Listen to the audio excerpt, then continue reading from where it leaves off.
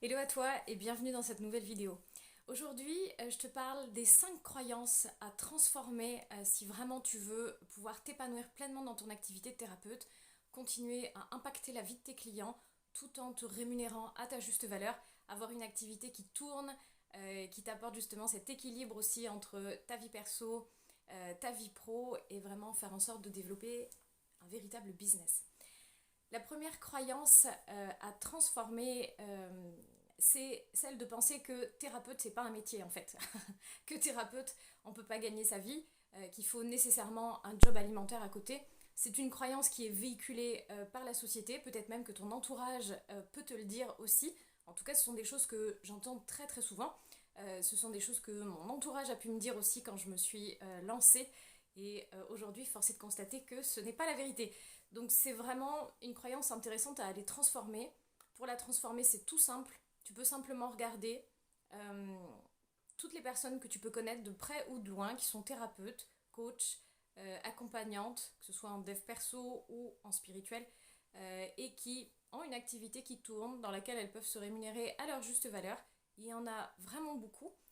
Tout dépend vraiment du mindset. Là, c'est une affaire de mindset. C'est pas du tout une affaire de technique. Ça n'a absolument rien à voir.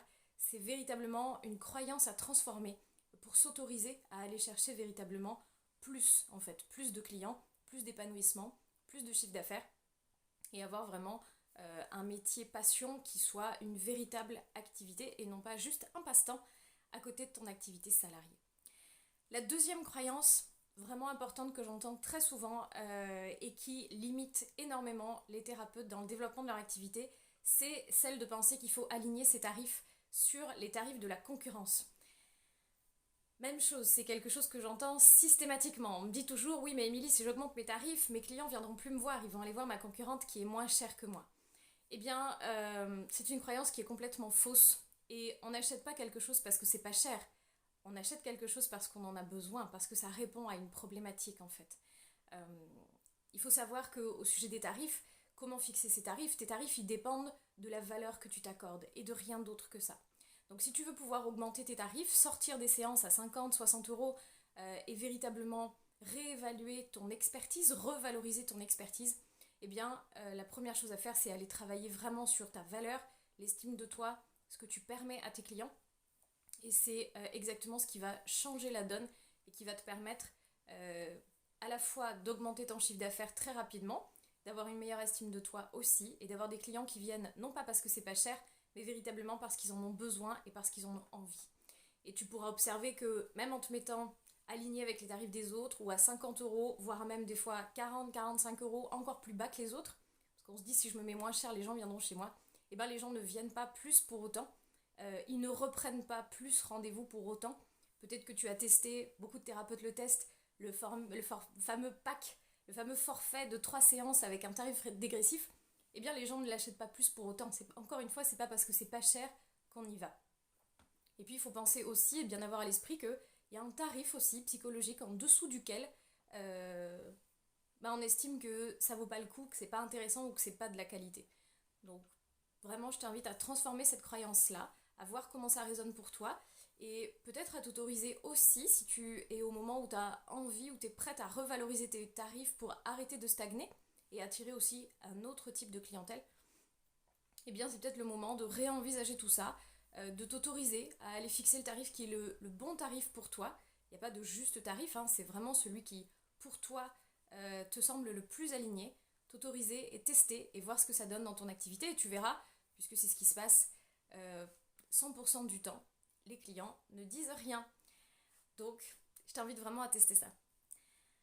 Troisième croyance, et non des moindres, qui bloque complètement l'activité, l'expansion et aussi l'épanouissement, qui est celle de penser que tu dois laisser tes clients décider.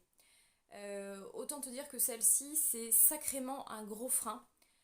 Pourquoi? Parce que c'est pas à ton client de savoir en fait ce dont il a besoin. C'est toi l'experte, c'est toi la professionnelle, c'est à toi de savoir quoi offrir à ton client et c'est à toi de lui dire ce dont il a besoin parce que c'est toi qui connais ton expertise, tu sais exactement.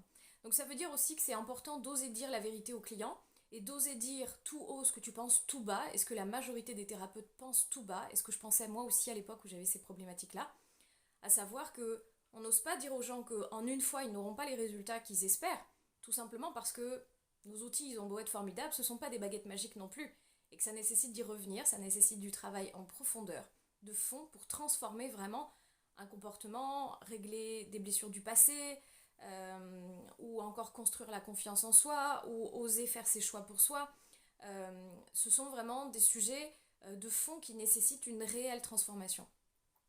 Et partant de là, eh ben c'est à toi de prévenir ton client et de lui dire que oui, tu peux l'aider, mais que ça ne se fera pas en une fois, c'est pas possible. Et c'est complètement utopique de laisser partir quelqu'un en lui disant bah peut-être éventuellement si toutefois vous sentez que vous en avez encore besoin, si vous avez le temps, si vous êtes payé, si vous savez plus quoi faire de l'argent qui vous reste, n'hésitez pas à reprendre une séance. Tu penses bien que systématiquement les gens ne reviennent pas et j'ai vécu ça moi aussi, donc il n'y a absolument aucun jugement dans ce que je partage, c'est simplement vraiment pour t'aider à permettre à tes clients les résultats que tu as envie de leur offrir. Et pour ça, c'est juste important d'oser finalement prendre ta place, oser dire la vérité telle qu'elle est et leur dire que oui, tu peux les aider, mais dans telle et telle condition. Et refixer des rendez-vous très régulièrement de façon à avoir réellement du résultat. Et contrairement à ce qu'on pourrait penser, ça aurait pu être une croyance de plus, mais on va la mettre avec. J'entends souvent, oui, mais Émilie, je veux pas rendre mes clients dépendants. Alors il ne s'agit pas de les rendre dépendants en fait, parce que je sais que probablement ce qui t'anime, c'est de leur donner l'autonomie, de leur transmettre en fait, pour que vraiment ils puissent avoir des transformations durables dans leur vie. Eh bien, l'autonomie, quelque part, c'est un peu comme les enfants. On apprend à force de répétition. Et est-ce qu'on est autonome en ayant fait peut-être un exercice ou une pratique une seule fois? Eh ben non. Rappelle-toi le nombre d'heures d'apprentissage, de pratique qu'il t'a fallu pour maîtriser pleinement tes outils et être efficace comme tu l'es aujourd'hui. Eh bien, c'est la même chose pour tes clients. Si tu as envie de transmettre cette autonomie, eh bien, ça va se faire sur la durée. Et tu vas certainement pas les rendre dépendants, mais c'est au contraire comme ça, en les suivant, que tu vas leur donner l'autonomie. Quatrième croyance, pareil, costaud celle-ci aussi. Choisir, c'est renoncer. Je ne sais pas si c'est quelque chose que tu dis ou que tu as déjà entendu, que tu as déjà pensé. Tu sais que c'est important de pouvoir choisir tes clients, de t'autoriser à choisir. Eh bien, j'entends souvent, oui, mais si je choisis, j'ai peur de manquer. J'ai peur de louper les autres demandes. J'ai peur de manquer d'argent, hein, ni plus ni moins, et de louper des clients. Eh bien, choisir au contraire, c'est choisir ta liberté, c'est choisir ton positionnement, c'est choisir d'être reconnue comme une experte. Quand tu choisis un type de client, ce que j'appelle les clients de cœur, que tu as bien cerné exactement leur profil, que tu sais exactement qui ils sont, qu'est-ce qu'ils vivent, dans le détail, hein, c'est vraiment un travail qui est poussé à faire et qui est vraiment d'une importance capitale pour pouvoir attirer à toi les bons clients, eh bien, tu te rends compte que tu peux te positionner comme la personne à choisir parmi les autres thérapeutes, tout simplement parce que tu as choisi qui tu voulais aider, tu as choisi de devenir une experte. Et je donne toujours cet exemple qui fait sourire parce qu'il est vraiment bateau, mais quand on a besoin de se faire opérer du cœur, on va pas chez le généraliste et on va encore moins chez l'ophtalmo ou chez le gynécologue. On va chercher un professionnel, on va chercher un expert, tout simplement parce que chaque sujet nécessite une expertise. Donc je t'invite vraiment à focaliser sur qu'est-ce que tu as envie de choisir, avec qui tu as envie de travailler, autorise-toi à choisir et vraiment arrête de penser que choisir c'est renoncer ou que choisir égale manquer.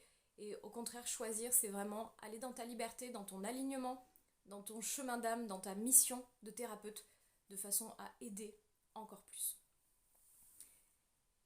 Cinquième et dernière croyance pour aujourd'hui, qui est très très répandue et qui bloque quand même beaucoup, qui est de l'ordre du mindset, qui est si c'est pas difficile et si c'est pas compliqué, eh bien ça n'a pas de valeur.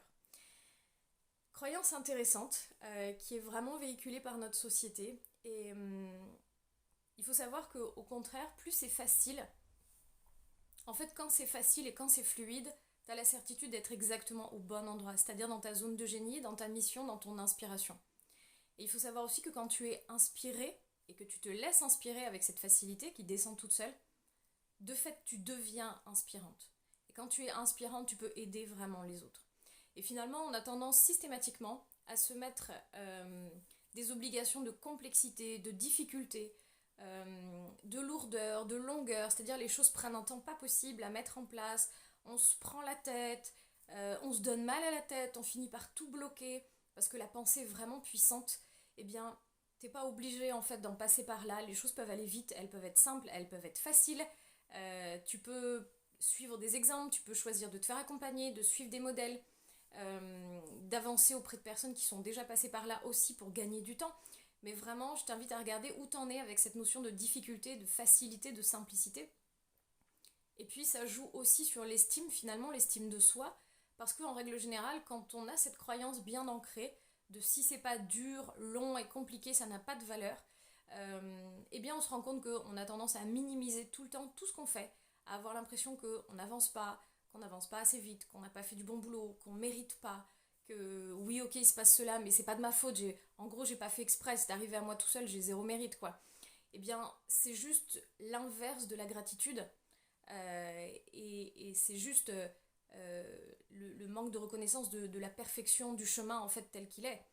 Et finalement, tu vas te rendre compte que en choisissant d'aller vers là où ça t'inspire le plus, là où ça te semble le plus simple et le plus facile, c'est là où tu vas avoir les plus beaux résultats pour ton activité, tout simplement parce que tu seras vraiment dans ta zone de génie, dans tes valeurs hautes, dans ton inspiration, finalement dans ta connexion divine et exactement dans ce pourquoi tu es faite.